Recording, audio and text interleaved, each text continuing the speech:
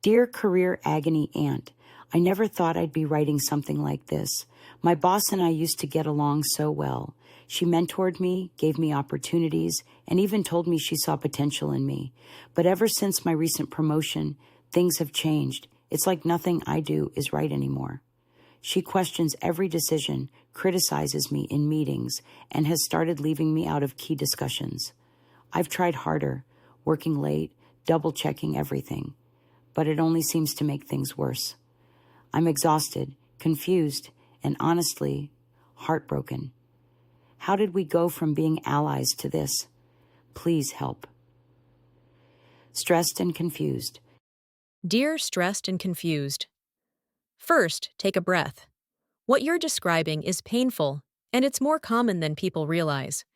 When the person who once lifted you starts pulling away, it can shake your confidence. This isn't your fault. You didn't do anything wrong by growing.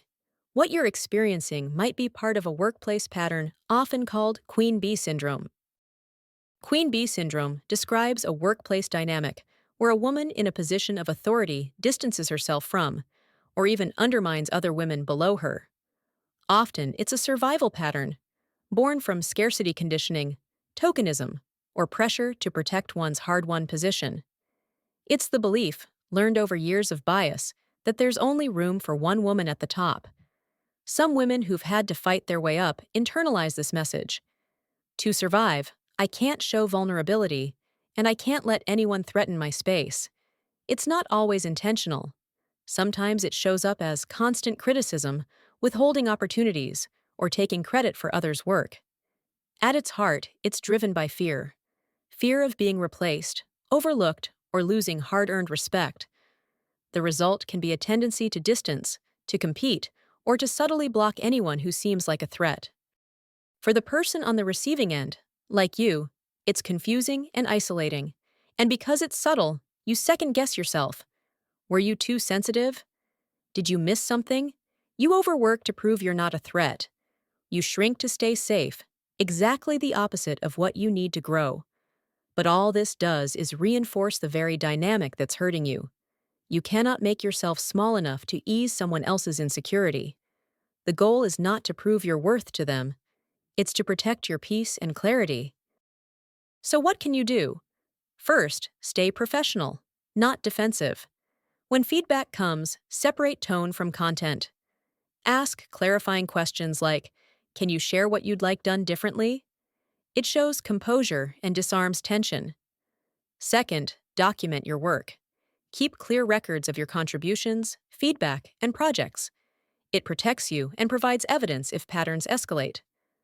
Third, seek allies, mentors, peers, or HR partners who can give perspective and support. Sometimes, even quiet validation helps you see clearly. Fourth, set emotional boundaries. You can respect her authority without internalizing her insecurity. Limit personal disclosure. Focus on tasks and outcomes, not approval. Finally, remember this. Your growth doesn't make you disloyal. Sometimes people project their unresolved fears onto those who remind them of who they used to be. That's not yours to carry. Over time, you'll learn that not every leader is a mentor, and that's okay. Sometimes their behavior teaches you how not to lead. The best response to a queen bee isn't revenge, it's evolution.